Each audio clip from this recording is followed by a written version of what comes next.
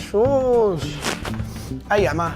Kaixo lagunok, hemen harrapatu nauzue, Gaur sukaldera etorri naiz, hemen auzoko elkartera etorri naiz, sukaldatzera pixka bat, eta, labearekin izan ditut hainbat komeri. Oraindikan kez bete da hau, baina lasai, ez da ezer erre. Bakarrik nire pazientzia eta nire sukaldatzeko goguak.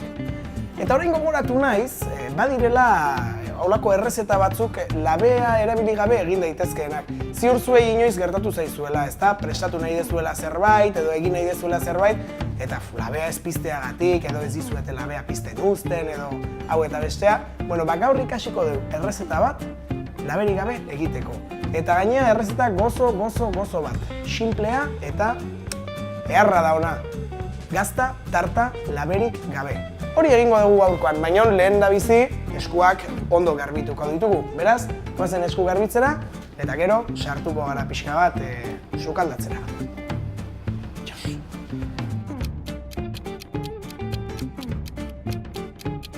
Eskuak ondo garbituta ditugu, txukun ditugu, goazen sukaldatzera. Gure gaztatarta hotza egiteko honako osagaiak beharko ditugu. 60 mililitro ur, 50 gramo azukre, 40 zentilitro esnegain, 100 gramo galleta, 50 gramo burin, 15 gramo gelatina eta 200 gramo gazta. Lehenik eta behin gure tartaren oinarria egin beharko dugu, hemen jarriko duguna. Normalean galletarekin egiten da, guk galletarekin egingo dugu. Horretarako hemen ditugu prest osagaiak eta moldea hemen utziko dugu orduan. Lehen da bizi, galletak botako ditugu. Tapa jarri. Galletak birrindu ditugunean, gurina botako diogu. Aldez aurretik gurina hau mikrowin labean urtu dugu. Eta berriro nahastuko dugu dana.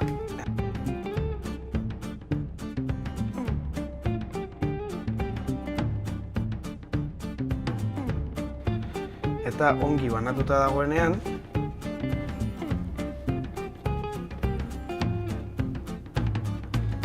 edalontzi batekin zapalduko dugu.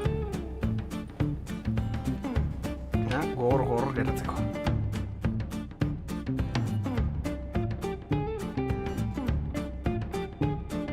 Gure oinarria prest dugunean, hozkailuan sartuko dugu gutxi gorabehera 10 minutu. Orain gelatina prestatzeko unea iritsi da, horretarako sobre bat irikiko dugu eta hemen barrura botako dugu. Xaflatan saltzen da, baina guk hautsa erosi dugu. Berdina da, Horrela, hemen botako dugu uretan eta utziko dugu gutxi gorabehera 10 minutu egiten. Utziko dugu 10 minutu osatu arte. Badugu gure gelatina, ondo ez da mugitzen, ura ondo xurgatu du, eta hau hemen utziko dugu. Zer erabiliko dugu oraingoan? Berriro erabiliko dugu irabia gailua, eta oraingoan hemen nahastuko ditugu nata, esnegaina eta Philadelphia gazta. Gazta barrura botako dugu, eta osorik 200 gramo daude boto honetan, beraz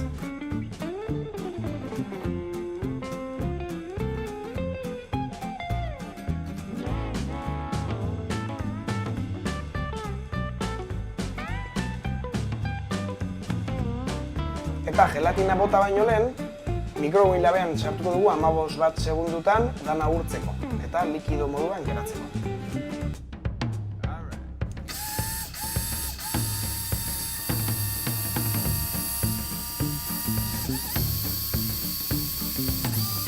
Gure oinarria hoztu da dagoeneko, gogorra dago, eta orain nahasketa botatzeko unea iritsi da. Zuzenean gainera botako diogu.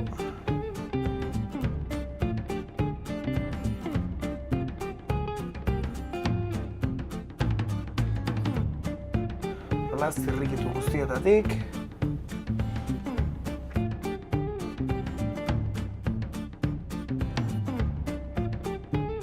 Eta listo, orain hozkailuan sartuko dugu. eta gutxi gora bera pare bat ordu edo horrela utziko dugu hor forma hartzeko eta gogortzeko.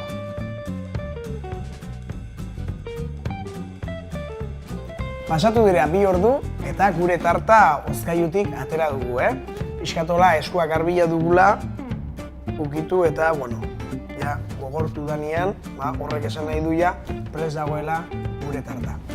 Guk marmelada botako diogu gainetikan, hola izateko bixigarri gehiago, bestela ere oso goxua egoten da, baina guk marmelada botako diogu. Gainetikan botako diogu, baina hemen bota beharrean moldearen barruan, platerian zerbitzatuta dagoenean jarriko diogu. Bestela, badira molde batzuk askatu egiten direnak. Hoietako bat baldin baduzue, plater baten gainean jarrita, askatu ahal izango duzue tarta eta gainetikan guztiari marmelada bota eta polit-politak eratuko da. Beraz, hoxe, nik 2 razio prestatuko ditut eta ezin dezue dastatu hortikan, baina esango dizuet, zer moduz dagoen eta ilargiri ere probatzeko emango diot, eta aber ze nota ematen diogun gure tarta honi. Beraz, hementxe, marmelada potoa irikiko deu. Gogorra da. Hortxe. Eta, ea ba. Zati txikitxo bat, dastatzeko bakarrik. Onaiko fina egin dugu, zuek handiagoa egin nahi badezue, osagaietan, bota dezakezu adibidez, bikoitza edo, ez da zaporea, baina itxura eharra daka. Horraxe, eta hementxe bestia. Gainera, orain botatzen badiozue marmelada, bakizue beti izaten da norbait, xelebren bat, ez nik etzit gustatzen, edo nik gabe, edo nik beste zea batekin, edo... bida, gaientzako ere... Horraxe. Nik desente botako joten, nahi asko gustatzen zait. Iepa... Festa. Eta hau, gozaltzeko, bazkalduta geho, afalduta geho, beti sartzen da, oso ondo, gazta tarta. Txe. Eta... Txe.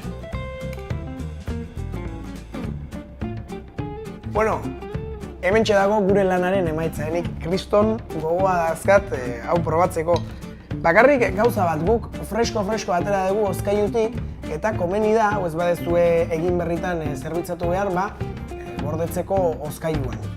Beraz, hotza zerbitzatzeko eta hola jendiak hotza dastatzeko. Ea zen muz dago.